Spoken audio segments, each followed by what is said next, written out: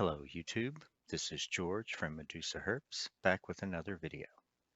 In this video, I'm going to discuss some of the complexities with the laws and regulations relating to keeping reptiles, specifically snakes.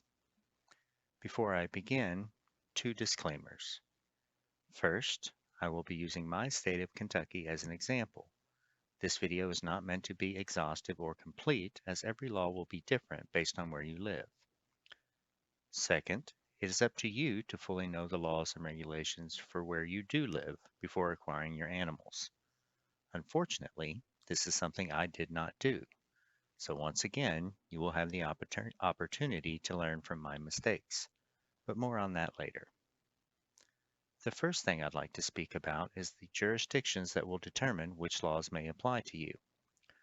For those in the United States, you are subject to federal laws, state laws, county laws, and possibly city laws. Federal laws, of course, apply to everyone in the U.S. The relevant law for reptile keepers would be those that designate an animal as threatened or endangered. Depending on the classification, you may be prohibited from keeping the animal, such as San Francisco garter snakes, or you may be required to have special permits to obtain and keep the animal, such as indigo snakes. Dealing with or knowing a reputable breeder is very important when dealing with threatened and endangered animals, as they can help you navigate the laws and required paperwork. Next, we have state laws. In my state, there are actually separate regulations relating to native and exotic species. Here is a list of the snakes that are native to the state of Kentucky. As you can see, there are a few that may show up in the reptile trade. King snakes, corn snakes, rat snakes, eastern hognose, perhaps even garter snakes. According to my state's regulation, you may keep up to 5 individuals of each native species, whether taken from the wild or obtained from a breeder, without needing a permit. Additionally, a permit is not needed to keep native species with a color morphology that is distinctly different from the wild type. So, if you were keeping albino corn snakes, for example, you would not need a permit. However, the regulation also states that if you intend to sell, offer to sell, trade, barter, or exhibit native wildlife, you would then need a commercial native wildlife permit, which is good for 1 year and costs $150. As you can see, things can get a little tricky when it comes to the law. Do you have 6 or more snakes? How many of them are wild type? Are you going to breed them, sell them, etc.? For exotic species, there are no permits required to keep or hold the animals, but some species are prohibited. As seen here, most venomous snakes are prohibited, including in the family Culibridia. Notice that there is an exception for hognose snakes, but not other, possibly venomous rear-fang species such as mangrove snakes.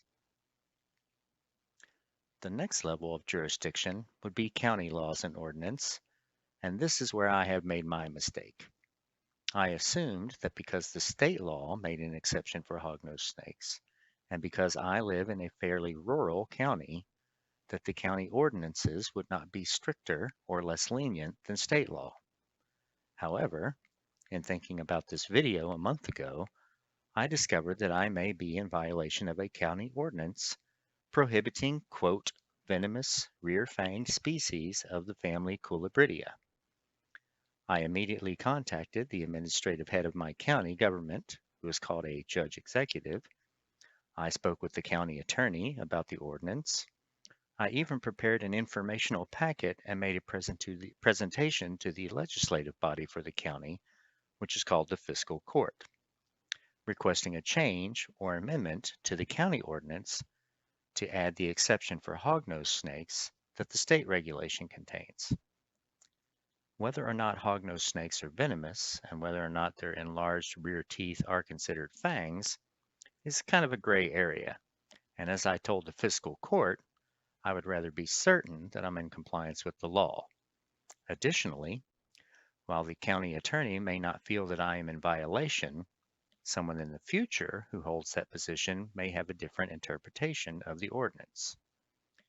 It's been a couple weeks since I made my presentation to the fiscal court, And I recently left messages with my local representative, the county attorney, and the county judge executive to try and determine if they were considering implementing my change.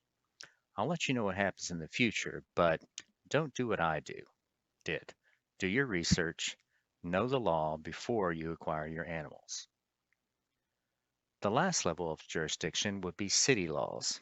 These would only apply to people who live within the city limits. I, for example, do not. However, if I got in my car and drove 2 minutes down the road, I would be inside the city limits, and the laws there may be different. Of course, the county ordinances still apply to everyone inside the county, whether they live within the city or not. The city laws and ordinances may just be different or stricter than the county laws. An example of this would be chickens in your backyard, for example. If you live in the county, you may be allowed to have, quote, crowing animals. But if you live in the city, you probably can't have a rooster in your backyard. So once again, as you can see, there can be many levels of regulation that can end up affecting your decision to keep snakes, and sometimes it can get quite confusing. One last regulation I'd like to touch on for my state is a requirement for a wildlife transportation permit. This permit is necessary when you are receiving or importing native or exotic species. The permit is $25 for a single shipment and $250 for an annual permit, which would be valid for multiple shipments.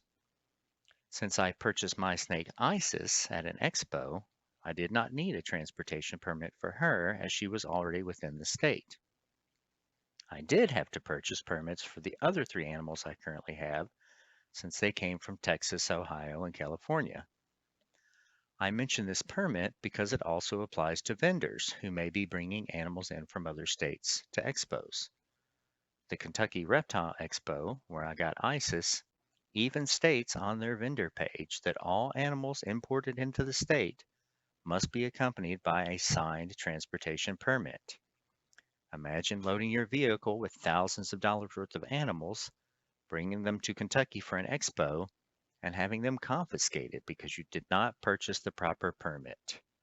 Sometimes laws and regulations can apply to people who don't even live in the state. Another thing to think about. So to summarize, there are many levels of jurisdiction which may affect your ability to keep a snake.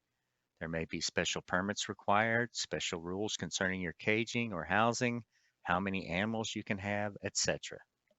At the end of the day, it's up to you to know the law. We all love the animals we care for, and no one would like to see them confiscated or destroyed because of the lack of planning and research. Thanks for watching, and I'll see you in the next video.